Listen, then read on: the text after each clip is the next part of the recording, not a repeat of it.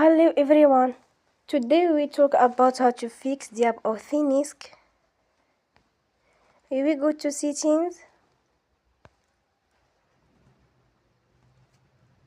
Then we click on apps. After that we will search the app Thenics and we click. We will on for stop.